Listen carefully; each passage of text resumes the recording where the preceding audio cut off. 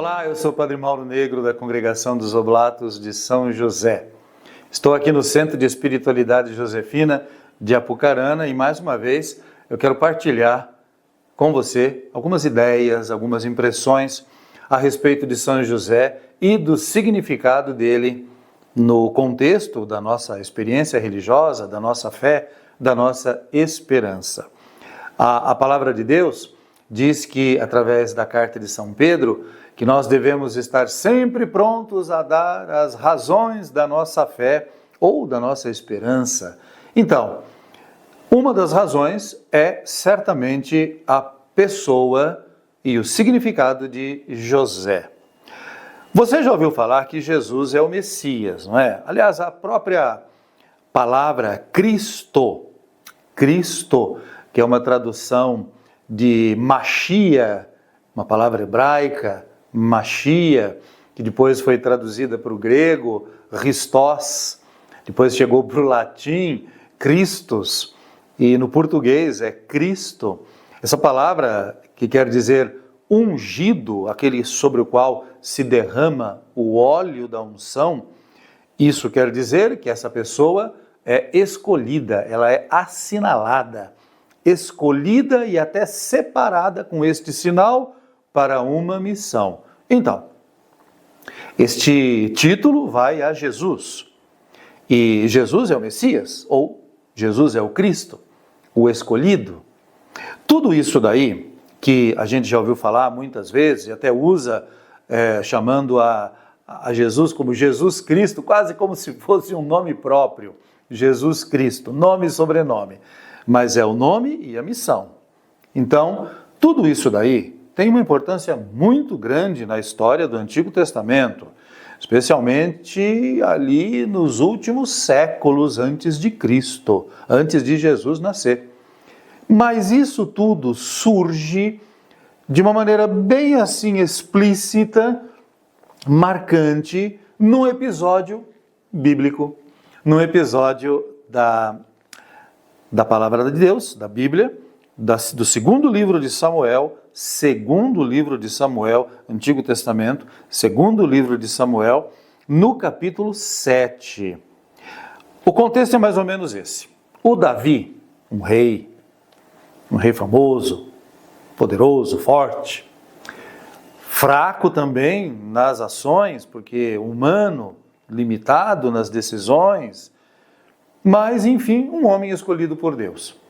Ele pensou em fazer um templo para o Deus que ele deveria representar, deveria defender como um rei que tinha essa responsabilidade naquele tempo. Então ele decidiu fazer um templo, dizendo mais ou menos assim, o pensamento dele está aqui, nesse 7º capítulo do segundo livro de Samuel.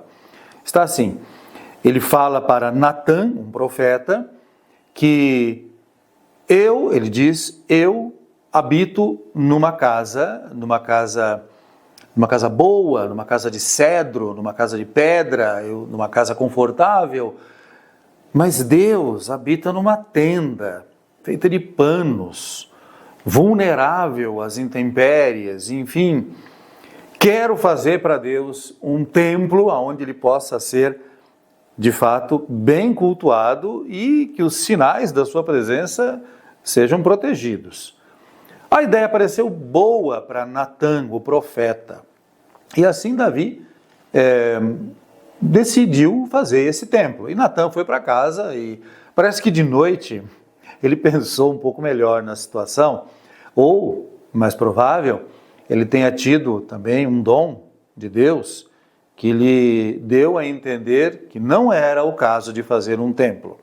Então, no outro dia, ele chega até Davi e diz, Davi, meu senhor, obrigado, a sua vontade é muito significativa, que bom que você tenha pensado isso, mas se eu disse ontem que era bom fazer o que você decidiu, hoje eu digo não, a vontade do Senhor não é esta.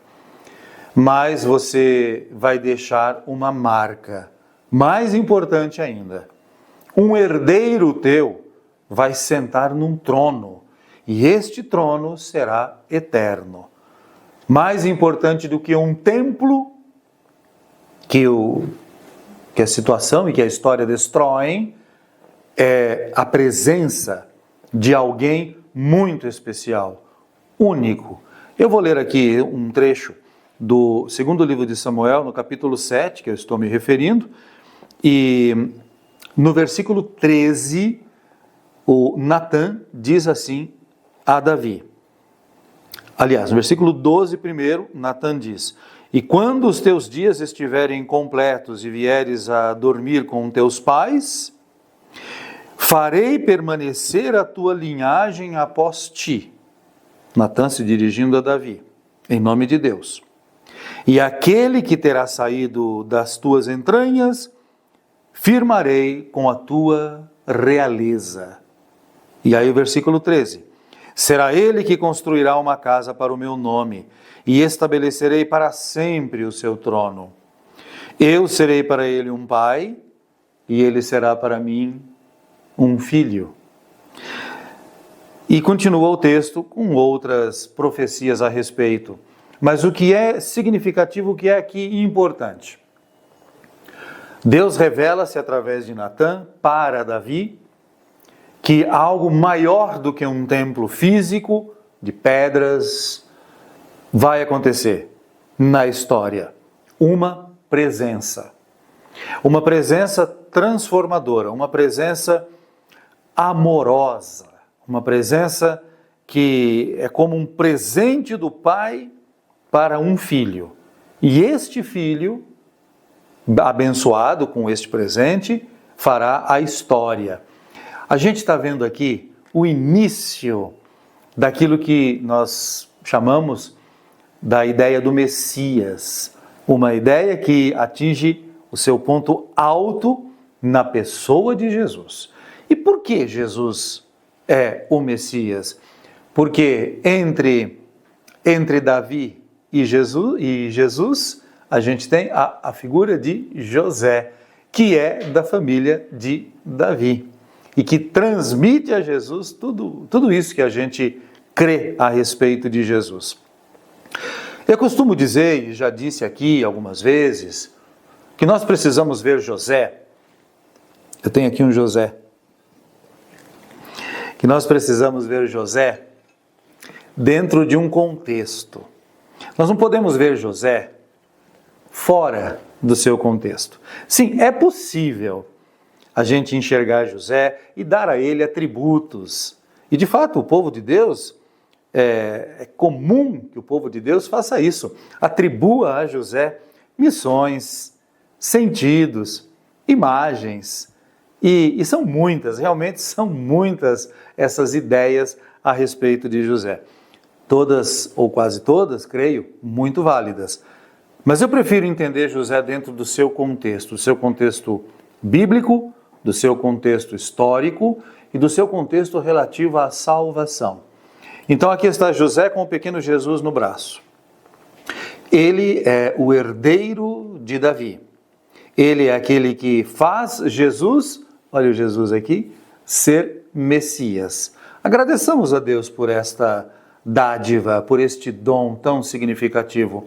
E tenhamos muita confiança que José, ao transmitir a Jesus a messianidade, a escolha de Deus, possa também sobre nós dedicar, oferecer a graça, a esperança e a vida.